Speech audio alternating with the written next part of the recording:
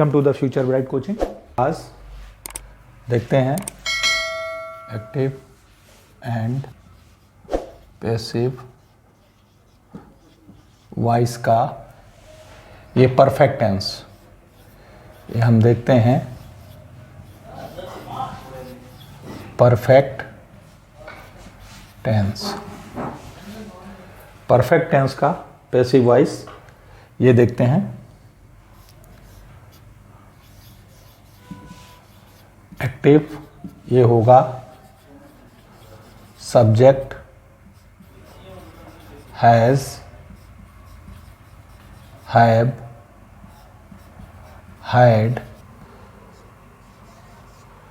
Will have, shell plus object. ये है, इस तरीके से एक साथ सभी को करना है। क्योंकि जैसा कि पहले से हम आपको बता चुके हैं कि पैसिव वॉइस में वर्ब की थर्ड फॉर्म का यूज़ होता है। तो आप याद रखिए, यहाँ पे थर्ड फॉर्म ऑलरेडी लगी हुई है, इसलिए आपको कुछ नहीं करना है। बस या तो इतना नहीं अगर आप करना चाहते हैं तो आप सिर्फ याद रखिए, बस एक लाइन याद रखिए कि आपको हैज़, हैव, हैड के बाद बीन लगाना है। क्या लगाना है? हैज, हैड, हैव के बाद आपको बीन लगाना है। हैज़, हैव, हैड के बाद क्या लगाना है? बीन। अगर आप ऐसे बनाना चाहते हैं तो ऑब्जेक्ट प्लस ये जो भी इसकी हेल्पिंग वर्ब हैं, ये सारी की सारी ये है, हैज़ हो, हैव हो, हैड हो या विल हैव, शैल हैव, इसके बाद आपको बीन और फिर वर्ब की थर्ड फॉर्म, उसके बाद बाय प्लस सब्जेक्ट। इस तरीके से आपको करना है। कम पूछे जाते हैं इसके सेंटेंस। सिर्फ आपको बस एक बात, इतना लंबा करने की ज़रूरत नहीं है। बस आपको एक चीज़ याद रखनी है कि हैज़, हैव, हैड के बाद आपको बीन लगाना है। हैज़, हैव, हैड के बाद बीन लगाना है। देखते हैं कर सेंटेंस बनाकर देखते हैं। Active, he has completed his homework। मान लीजिए सेंटेंस है आपके पास और आप इसको इसको अगर आप पैसिव बनाना चाहते हैं आप, तो कैसे बनाएंगे? ऑब्जेक्ट क्या है? his homework। क्या है? पूरा ऑब्जेक्ट है। क्या है? his homework। क्या होगा? his homework सिंगुलर है। हैज़ के बाद क्या लगाना है? Has been.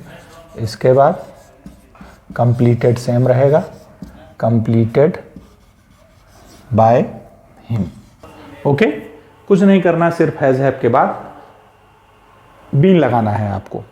ठीक है। और वो पहले भी हम बता चुके हैं आपको, बीन हो, बींग हो, जैसा कि आपने कंटिन्यूअस जब आप पढ़ रहे थे आपने देखा था कि उसमें हम बींग लगा रहे थे। तो बीन हो, बींग हो, बी हो, कुछ भी हो, वो थर्ड फॉर्म के पास रहते हैं। एक और देखते हैं, पास्ट का देखते हैं।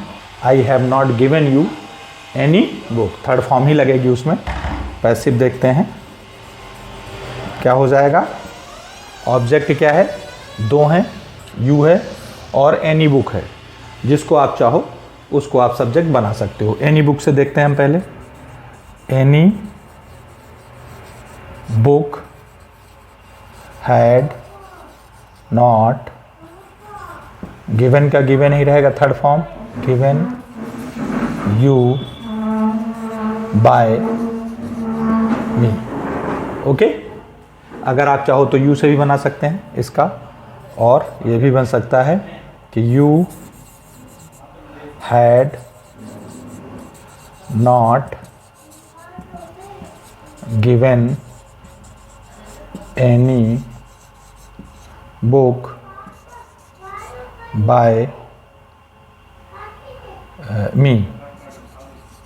इस तरीके से इसको कर सकते हैं। इजी है, कोई टफ नहीं है। बस आपको ये याद रखना है कि has, have, had, will have, shall have, जो भी हो उसके बाद आपको बीन लगाना। इससे प्रॉब्लम्स कम पूछी जाती हैं, लेकिन मेन बात यह है कि चूंकि हम पढ़ रहे हैं तो सेंटेंस तो कहीं से भी आ सकता है, लेकिन आप ध्यान रखिए इससे कम पूछे जाते हैं। उसका कारण यह है कि इसमें कोई चेंज ज़्यादा होता नहीं, थर्ड फॉर्म इसमें लगी होती है और पैसिव में भी थर्ड फॉर्म है, इसलिए इसके सेंटेंस कम पूछे जाते हैं। बस आप इतनी बात याद रखिए कि हैज़, हैव, हैड के बाद अपने को बीन का प्रयोग करना होता है। इस तरीके से हमने आपको पैसिव वॉइस लगभग 30-40 मिनट में, 7-7, 8-8 मिनट में हमने सभी अलग अलग टेंसेस के बता दिए हैं। अब मॉडल वाले हैं जिनको अपने को देखना है, और कुछ सेंटेंस ऐसे जो कि हम हमेशा अपने लास्ट वीडियो के बात करते हैं कि हम उस जो एग्ज़ाम में आए हुए होते हैं, विभिन्न कॉम्पिटिटिव एग्ज़ाम में पूछे जाते हैं, उनको हम लेते हैं और उनको सॉल्व करने की कोशिश करते हैं। उसमें कोई अगर मान लो थोड़ा इधर उधर ट्रिकी होता है तो उसको भी हम समझाते हैं, तो वो हम आपको करेंगे। फिलहाल आप देखिए इंट्रोगेटिव, नेगेटिव आप प्रैक्टिस करिए और आप इनसे बनाते रहिए। बस एक बात ध्यान रखिए, आपको इसमें बीन लगाना है, और पैसिव वॉइस हमेशा थर्ड फॉर्म से ही बनता है। थर्ड फॉर्म का मतलब ही होता है पैसिव वॉइस, इसलिए 10-10 कुछ देरी में अगर आप कुछ ही समय तक टाइम देते हैं तो आप निश्चित रूप से इसको करना सीख जाएंगे। Thank you.